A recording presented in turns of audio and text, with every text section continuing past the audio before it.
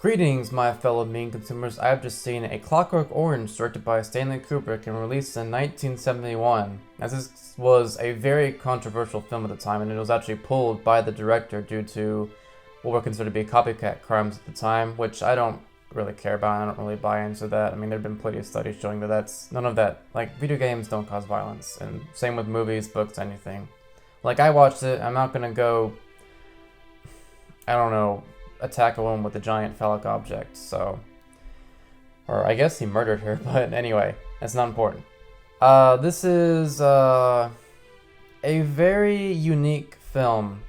Looking at Stanley Kubrick's discography, like, he went from Doctor Strangelove to 2001: A Space Odyssey to this, and those were all back to back, I'm pretty sure.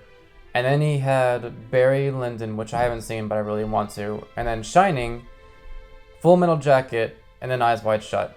And that's like, I would say those are considered to be like his great films. I know he made Paths of Glory and Lolita, but I don't think those two are, oh, and Spartacus. But those, I don't think, I feel like from Doctor Strangelove on is like, that's what most people look at when they think of Stanley Kubrick. And as far as this film, it's a very, very well-made film, but I did not enjoy it as much as I wanted to. I still liked parts of it, like just for the sheer quality of filmmaking here, but I don't know, it's just kind of, I wasn't interested in all of the film, because it's this dystopian satire, and like the message of the movie is very clear, or at least the question it poses, which is worse, if Alex is just out doing what he does, or if he's still wants to but just can't, and is that really right? And I feel like this film very much has its own answer to that, but it also will allow an audience to formulate its own answer. Like I said in my Blade Runner review, I don't care too much about themes, I just care about the presentation. And the presentation is very good here, and there are plenty of scenes that's like, that's just amazing. But there are also a lot of things that are just like, there's nothing bad, there's really no flaws in this film, it's just preference. And I do not prefer this film, I guess. There's not really much to say. Much of what has been said about this film has been said. Like, all there is to say has been said at some point. Like, Stanley Kubrick, he's a perfectionist, and he threw a camera out the window for this film. And just, like, the crazy stuff that he does. Like, if you've seen his films, you know, like, what kind of filmmaker he is. I definitely prefer his other films that I've seen over this. Like Shining, Full Metal Jacket's like about on the same level, just because the second half just gets kind of slow in my opinion. But this is like, I just like all of his other films. It's like 2001, Doctor Strangelove, and Shining, I would say I like more. So it's like, the cinematography is very excellent. There's a lot of good use of slow motion. The main theme, I guess you'd call it, not the Beethoven and the classical music, but the main like electronic theme, I really like that song. It sets the mood perfectly for this film. They use it enough to where like it pleases you, but not enough to where it's like, oh, they're using this song again. Like, it always feels like, yes, this song. And the classical music is also used very well. Not maybe as well as I would say in 2001, but it makes sense, like, for the character and for the film. A lot of cool uses of slow motion in this film, like in the famous scene where he attacks one of his rebellious droogs. That was a really cool scene and, like, famous. There's a lot of use of handheld wide lens, which a wide lens, if you don't know, it's just kind of, I'm pretty sure, I just took a film class, I should know this, but it's like short focal length. Yeah, short focal length, and so everything is kind of like distorted, and you'll see like the edges would kind of bend. This is just normal, so you won't see any bending. But like if this was a wide lens, you'd kind of, the distortions would be all off. And like your iPhone, if you like take like a selfie and like you put it close to know that your face looks different, that's because it's a wide angle lens.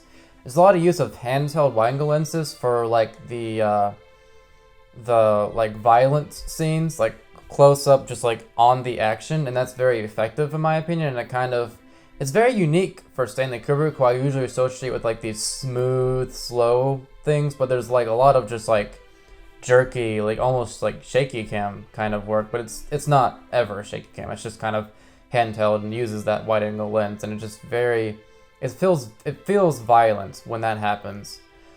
I do, like I said, I prefer his more steady work, and there is plenty of that. Like I said, the slow motion stuff, the opening like shot of the film is incredible. Like there's just so much, there's a lot going on, and that's why it's not a bad film. It's just not one I prefer overall. Like all the shots are meticulously planned out and thought, and it's really good.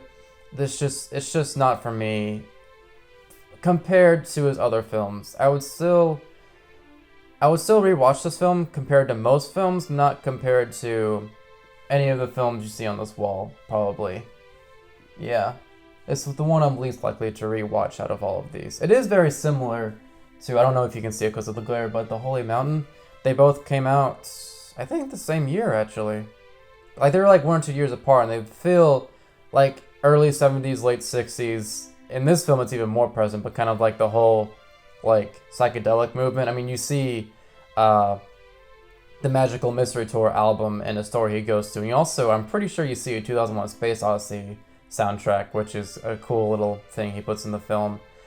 But yeah, it's not really much to say in my opinion for this film. What has been said before, or what needs to be said has been said before, and what I feel I need to say I've said already. I don't prefer it as much because of the style. It's very satirical, and the acting, it's not bad, it's just I don't prefer it. I like the narration, but the way, because it is satirical and they're meant to be kind of like these goofy, like out there characters, and that works sometimes, like with the first half. With the second half, it just kind of becomes all the same in my opinion. There is a very interesting sequence where he visits a house of a person who he knew previously. And I like that stuff where he meets people he knew, I guess, in the previous life, and that's I like that a lot too. But there's just a lot of stuff I just didn't care for too much. So I'm still gonna give it a B. I still would recommend this film, just not as much as his other films. And I also, I saw this before I like kind of reviewed films more regularly, but I also give Full Metal Jacket a B, and I also really enjoyed that film. But like I said, it's just kind of the second half trails off. But yeah, that's my opinion on A Clockwork Orange. I did enjoy it, just not as much as I was hoping to. Still a lot to like about this film. If you think this film was like the greatest film of all time, I completely understand that. It's just not for me. So yeah. Bye, I guess.